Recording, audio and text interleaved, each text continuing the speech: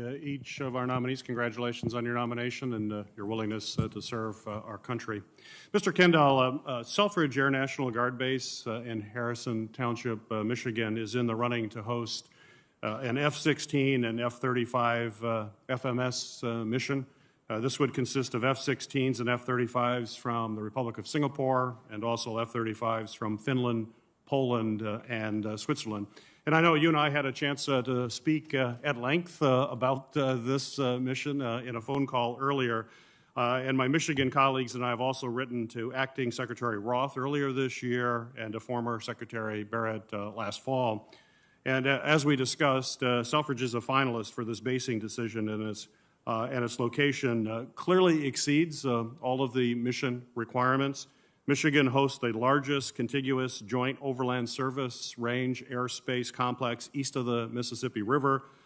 Selfridge has extensive flying operations, hosting both the A-10 as well as the KC-135. And as we discussed from a cost-effective basis, which I know is important to you, Selfridge would require no significant infrastructure upgrades in order to complete this mission. The runway length, the number of aircraft shelters, ramp space are all adequate as they are right now. And in addition, the folks on the ground in Macomb County have been enthusiastic hosts of this base for over 100 years. Not many air bases can say that. They've been around for over 100 years and having community support to handle this mission and others.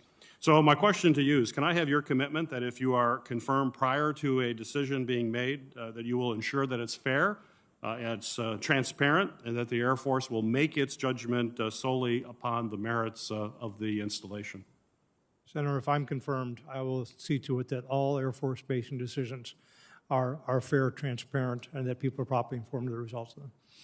Well, I appreciate that, and I think you'll see the facts very clearly as I've outlined them here, and look forward to working with you forward. My next question for you, Mr. Kendall, is that Michigan communities have a number of PFAS contaminated sites, including the former Wordsmith and K.I. Sawyer Air Force Base. And what they're dealing with, these communities are dealing with, is a challenge, and they certainly deserve greater transparency and communication about the ongoing remediation efforts that the Air Force is engaged in. They hosted the Air Force for many years, and it's simply wrong that this process has been slow-walked over the years. The pace for PFAS cleanup on the ground is simply too slow for anybody and is unacceptable. And my question for you is, if confirmed, will you ensure that the Air Force conducts meaningful and substantive engagement with communities affected by PFAS? Yes, Senator, I will. My understanding is there's some regulatory things that need to happen for us to move forward that aren't under the responsibility of the Air Force. But in any event, I will make that commitment to you. We will do everything we can to address this problem. And you will commit to pursuing expedited remediation of these sites? If confirmed, I will make that a priority. It will be something that would have to trade off with other priorities in the budget, of course. But the Air Force would have obligations, I believe, as we move forward.